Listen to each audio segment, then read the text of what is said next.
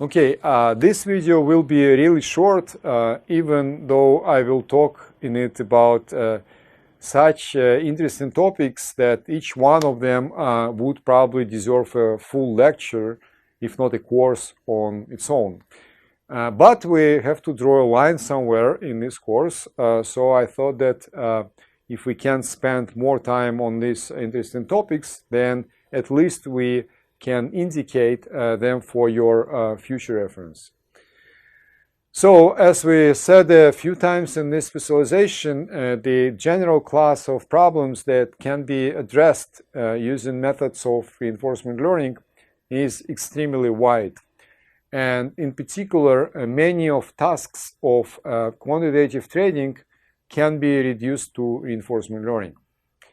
In the course on reinforcement learning, we talked about using RL for option pricing and stock portfolio optimization. And in this week, we talked more about limit order book and the dealer problem of optimal execution. And in addition to the market investor and the dealer problems, there is also a very interesting class of problems related to modeling market makers. Their optimization problem is different from those of the investors and the dealers, but they're also amenable to methods of reinforcement learning. Those of you who are interested in this topic can start with a paper by Matthew Dixon on using reinforcement learning for this task, as well as you can play with his code that relies on Trading Gym, which in its turn is built on top of OpenAI Gym library for reinforcement learning. Another interesting potential application for RL is credit management of loan portfolios in peer-to-peer lending or P2P lending. Platforms that match online lenders and borrowers, such as Lending Club, Prosper, or On Deck, become very popular in the last years. And it's not anymore your mom and dad little business, as now these activities are funded by very serious folks such as hedge funds and banks. And questions of optimal portfolio management of loan portfolios are therefore quite important for these players.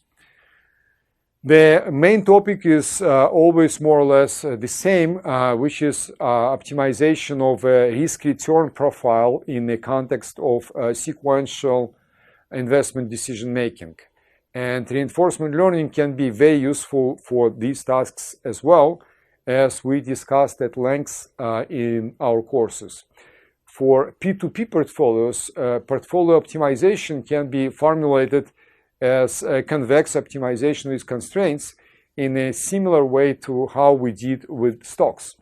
But there are also some differences. For example, you can only go long in this market, as well as returns are computed differently. But the mathematical and modeling approach is still largely the same as for the stocks. Applications of RL for P2P lending are currently an area of active research. Another direction I wanted to mention here would be potential applications to cryptocurrencies trading. I believe that if you ended up taking this course, chances are that you already heard or familiar with cryptocurrencies. Bitcoin or Ethereum are the most famous of them, but there are many others, more than 100 competing cryptocurrencies that are available for both investment and analysis. And in 2017, the total volume of cryptocurrencies markets in the US was about 120 billion, out of which about 40 billion was in Bitcoin. So cryptocurrencies markets are similar in many ways to conventional financial markets, but there are also differences, mostly due to very high volatility absence of regulation, and vulnerability of investments. As one example of using RL for optimal management of cryptocurrencies portfolios, you can take a look at the paper referenced on this slide. This paper combines reinforcement learning with recurrent neural networks and LSTM for learning state representation and a reduced dimensionality of the state space. And there are some other papers probably out there which do similar research. And finally, more on the theoretical side, I would like to mention a few interesting topics, very interesting topics of perception-action cycles. One of the very first diagrams in this course was this one.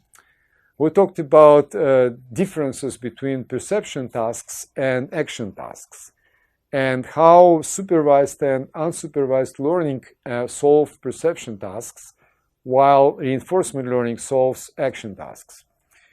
There exists a very interesting body of work on information theory based approaches where perception and actions are integrated together into what is called perception-action cycles. There are some references for you there if you want to follow and explore this interesting research. And I believe that it has lots of potential as it allows us to bring the feature selection problem directly into an action optimization task. For example, in our toy model presented in the third week of this course, signals ZT are supposed to be found from an independent analysis of alpha research. And such signals, even though, such analysis, even though it's very available, it's still not the same as selections or selection of features or predictors directly at the level of Bellman equation and reinforcement learning. All these are topics that you can explore on your own after you finish this course.